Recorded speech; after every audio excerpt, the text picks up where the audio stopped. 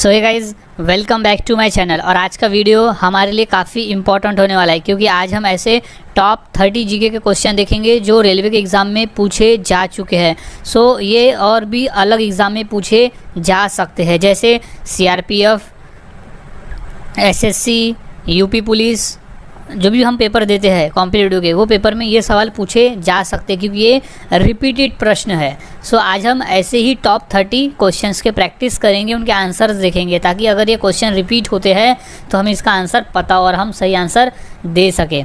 और हाँ गाइज, अगर आप चैनल पे नए होंगे तो इसे सब्सक्राइब करना ना भूलें ताकि मैं ऐसे ही वीडियोज़ आपके लिए लाता रहूँ। सो गाइज, अब शुरू करते हैं हम अपनी वीडियो की। सो हमारा जो सबसे पहला प्रश्न है वो है, भारतीय अर्थव्यवस्था की मुद्रा कौन सी है। यानी यहाँ बोलने का मतलब है कि भारतीय करेंसी का नाम क्या है, कौन मुद्रा का नाम क्या है। सो इसका जो राइट आंसर हो जाएगा वो है डी, रुपया।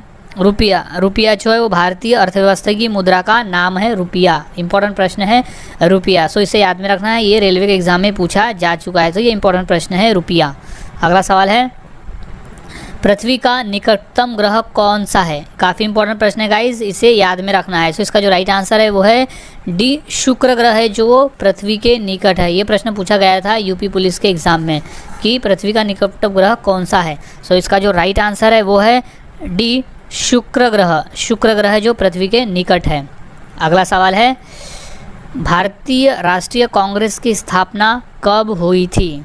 इंपॉर्टेंट प्रश्न है ये, एसएससी के एग्ज़ाम और रेलवे के एग्ज़ाम में आ चुका है। सो इसका जो राइट आंसर है वो है ए, 1885 में भारतीय राष्ट्रीय कांग्रेस की स्थापना हुई थी। तो याद रखें 1885।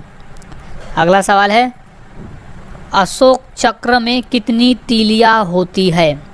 ये सवाल बेसिक है लेकिन ये सवाल 2 से 3 बार पूछा गया है। तो ये भी इंपॉर्टेंट की श्रेणी में आता है। सो इसका जो राइट आंसर है वो है बी, 24। अशोक चक्र में 24 तीलियाँ होती है, 24। अगला सवाल है, क्रिकेट का जन्मदाता कौन से देश को कहा जाता है।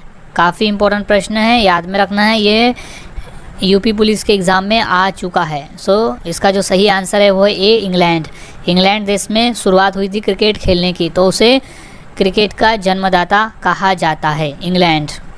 अगला सवाल है, इलेक्ट्रॉनिक नगर के नाम से किस शहर को जाना जाता है। इलेक्ट्रिक नगर के नाम से भारत के वो कौन से शहर को जाना जाता है। इंपॉर्टेंट प्रश्न है, यूपी पुलिस के एग्ज़ाम में ये प्रश्न आ चुका है। सो याद में रखें, इसका जो राइट आंसर हो जाएगा वो है बी, बेंगलुरु को इलेक्ट्रॉनिक नगर नाम से भी जाना जाता है, इलेक्ट्रॉनिक नगर नाम से भी इसे जाना जाता है, बेंगलुरु को। अगला सवाल है, अमेरिका की खोज किसने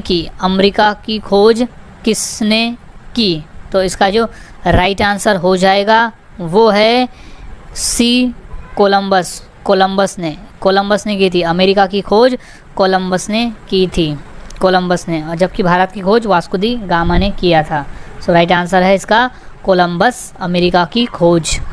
अगला सवाल है, ओजोन परत कहाँ पाई जाती है। काफ़ी इंपॉर्टेंट प्रश्न है ये, इसे ध्यान में रखना है। सो इसका जो राइट आंसर हो जाएगा वो है ऑप्शन डी, समताप मंडल में ओजोन परत पाई जाती है, समताप मंडल में ओजोन परत पाई जाती है।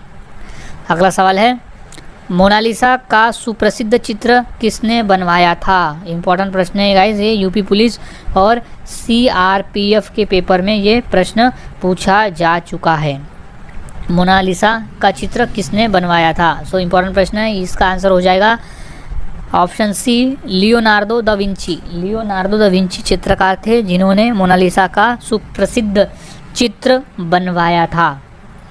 अगला सवाल है, भारत सेवक समाज की स्थापना किसने की थी। इंपॉर्टेंट है, ये रिपीटेड प्रश्न है यूपी पुलिस में। सो इसका जो राइट आंसर हो जाएगा वो है ऑप्शन बी, गोपाल कृष्ण गोखले ने भारत सेवक समाज की स्थापना की थी, गोपाल कृष्ण गोखले। अगला सवाल है, मानव शरीर में कुल कितनी हड्डियां होती है। इंपॉर्टेंट प्रश्न है, ये प्रश्न रिपीटेड है। ये प्रश्न एसएससी, सीजीएल में और रेलवे के पेपर में 2 बार पूछा जा चुका है। सो इसका जो राइट आंसर है वो है 206। मानव शरीर में कुल 206 हड्डियाँ होती है। मानव शरीर में कुल 206 हड्डियाँ होती है, लगभग 206 हड्डियाँ होती है।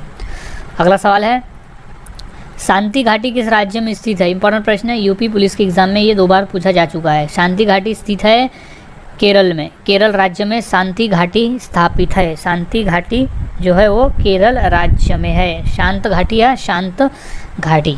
अगला सवाल है, WTO का मुख्यालय कहाँ है? WTO यानी होता है वर्ल्ड ट्रेड ऑर्गेनाइजेशन, यानी विश्व व्यापार संगठन। कहाँ है इसका मुख्यालय, कहाँ है? तो इसका जो राइट आंसर है वो है बी, जेनेवा। जेनेवा में। इंपॉर्टेंट प्रश्न है, ये SSC के पेपर में आ चुका है। सो जेनेवा में है वो WTO यानी वर्ल्ड ट्रेड ऑर्गेनाइजेशन, विश्व व्यापार संगठन। अगला सवाल है, नेहरू ट्रॉफी किस खेल से संबंधित है? इंपॉर्टेंट प्रश्न है, वो कौन सा खेल है जिसको जीतने पर नेहरू ट्रॉफी दिया जाता है?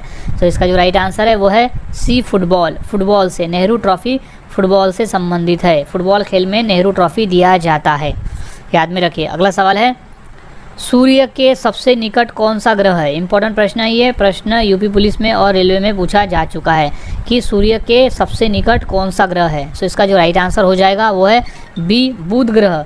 बुध ग्रह जो है वो सूर्य के सबसे नज़दीक वाला ग्रह है। बुध ग्रह जो है वो सूर्य के सबसे नज़दीक वाला ग्रह है, याद में रखे इसे, इम्पोर्टेंट है। अगला सवाल है, महात्मा गांधी का राजनीतिक गुरु कौन था? इम्पोर्टेंट प्रश्न है ये, महात्मा गांधी का राजनीतिक गुरु कौन था? यानी महात्मा गांधी किसे अपना राजनीतिक गुरु मानते थे? सो इम्पोर्टेंट प्रश्न है ये, प्रश्न रिपीटेड है यूपी पुलिस में, LIC के पेपर में और SSC के पेपर में भी ये प्रश्न आ चुका है। सो इसका जो राइट आंसर हो जाएगा वो है बी, गोपाल कृष्ण गोखले। गोपाल कृष्ण गोखले को महात्मा गांधी अपना राजनीतिक गुरु मानते थे। So right answer is Gopal Krishna Gokhale. Gopal Krishna Gokhale is right answer.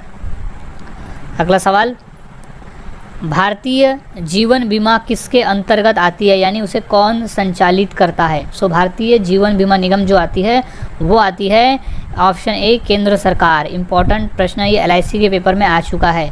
So important है ये कि भारतीय जीवन बीमा जो है वो केंद्र सरकार के अंतर्गत आती है। केंद्र सरकार उसे संचालित करता है, यानी उसकी जो पूरा देख रेख है वो केंद्र सरकार ही करता है। अगला सवाल है, भारतीय जीवन बीमा निगम का मुख्यालय कहाँ है? इंपॉर्टेंट प्रश्न है, ये भी पेपर में आ चुका है, RRB के पेपर में, रेलवे के पेपर में आ चुका है।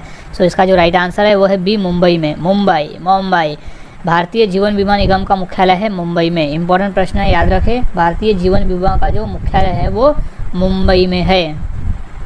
अगला सवाल है, भारतीय रिजर्व बैंक का मुख्यालय कहाँ है? इंपॉर्टेंट प्रश्न है ये, भारतीय रिजर्व बैंक का मुख्यालय कहाँ है? सो इसका जो राइट आंसर हो जाएगा वो है बी, मुंबई। भारतीय रिजर्व बैंक का जो मुख्यालय है वो मुंबई में है। इम्पॉर्टेंट प्रश्न है, मुंबई। भारतीय रिजर्व बैंक का मुख्यालय है मुंबई में।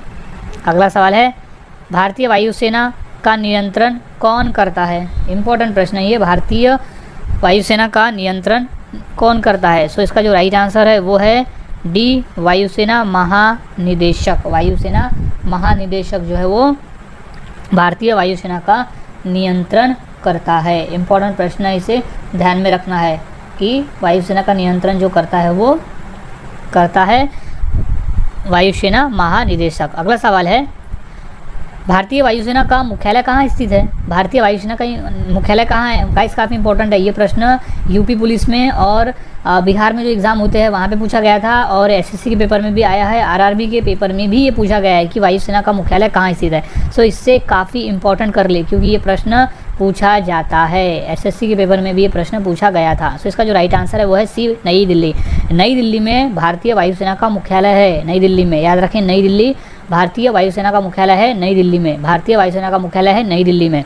अगला सवाल है, करो या मरो का नारा किसने दिया था? करो या मरो का नारा किसने दिया था? इंपॉर्टेंट प्रश्न है ये, RRB में 2 बार, SSC में और यूपी पुलिस में जो एग्जाम हुआ था उसमें भी आया था, और LIC के पेपर में भी ये क्वेश्चन और MPSC के पेपर में भी ये आ चुका है ये प्रश्न कि करो या मरो का नारा किसने दिया था।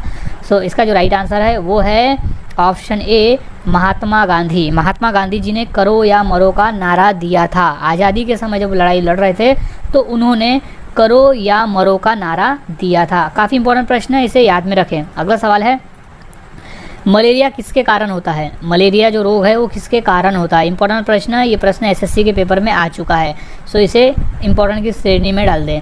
तो इसका जो सही जवाब है वो है डी, मच्छर। मच्छर के काटने से। यहाँ मलेरिया का जो रोग है वो किसके काटने से संबंध है प्रश्न का, सो इसका जो राइट आंसर हो जाएगा वो है डी, मच्छर। सो मच्छर के काटने से मलेरिया का रोग होता है। मलेरिया रोग जो होता है वो मच्छर के काटने से होता है। अगला सवाल है, पहला मुगल शासक कौन था? इंपॉर्टेंट प्रश्न है, ये एसएससी में और यूपी पुलिस के एलआईसी के पेपर में ये प्रश्न पूछा जा चुका है। रेलवे में तो 2 बार आया है, तो इससे काफ़ी इंपॉर्टेंट कर ले। सो इसका जो राइट आंसर हो जाएगा वो होगा सी, बाबर। बाबर जो था वो पहला मुगल शासक था, बाबर।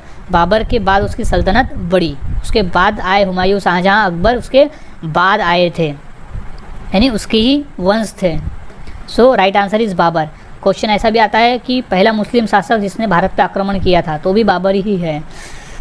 सो याद रखिए, बाबर जो था वो पहला मुस्लिम शासक था।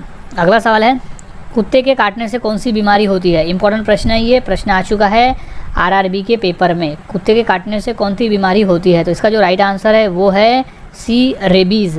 रेबीज़ नामक बीमारी कुत्ते के काटने से होती है, इसलिए आजकल रेबीज़ के टीके भी लगाए जाते हैं ताकि कुत्ता अगर काटे तो उसका जो वायरस है वो शरीर में ना फैले।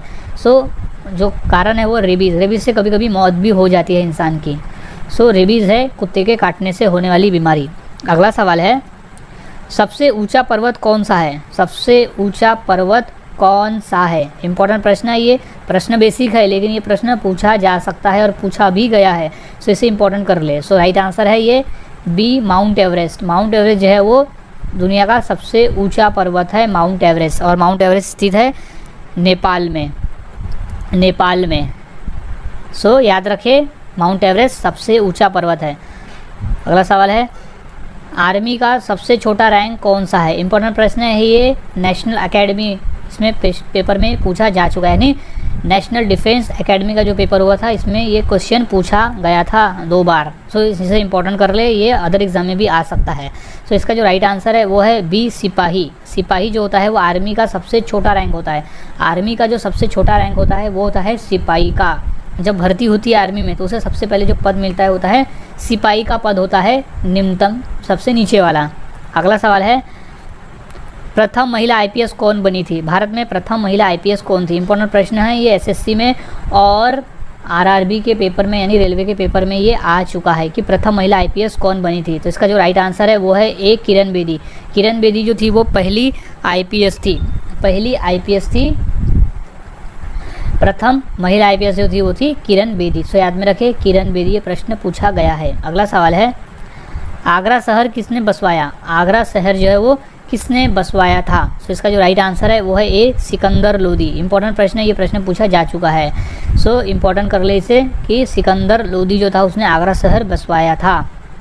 अगला सवाल है, विश्व में माउंट एवरेस्ट पे चढ़ने वाली पहली महिला कौन थी? विश्व में जो माउंट एवरेस्ट पे चढ़ी थी वो पहली महिला कौन थी? गाइस इंपॉर्टेंट प्रश्न है, ये प्रश्न रेलवे में, यूपी पुलिस के एग्ज़ाम में और ये नेशनल डिफेंस एकेडमी जो आर्मी के पेपर होते हैं उसमें भी ये पेपर में ये क्वेश्चन पूछा जा चुका है। तो इसे इंपॉर्टेंट कर ले। तो इसका जो राइट आंसर हो जाएगा वो है बी, जंके तबी। जंके तबी जो थी वो पहली महिला थी, नॉट विश्व में पहली महिला थी जो माउंट एवरेस्ट की चढ़ाई की थी। सो जंको तबी जो थी वो पहली महिला थी। सो ये इंपॉर्टेंट कर ले। सो गाइज आज हमने ऐसे टॉप 30 क्वेश्चन देखे जो काफ़ी इंपॉर्टेंट है, जो हर पेपर कोई भी कॉम्पिटिटिव एग्जाम देखो ये हर क्वेश्चन इंपॉर्टेंट है हर एग्ज़ाम के लिए। सो आज जितने भी हमने क्वेश्चन देखे उनके आंसर याद रखें ताकि पेपर में आए तो आप इसे सॉल्व कर सके। सो गाइज मिलता हूँ मैं ऐसे ही और नए सेंटेंस और नए जीके के साथ अगले वीडियो में। तब तक के लिए अगर आप चैनल को सब्सक्राइब कर दे और बेल आइकॉन दबा दे ताकि मैं वीडियोस अपलोड करूँ तो आपको ऐसे वीडियोस आसानी से मिले और आपकी आसानी से पेपर की तैयारी हो जाए। सो मिलता हूँ अब अगले वीडियो में।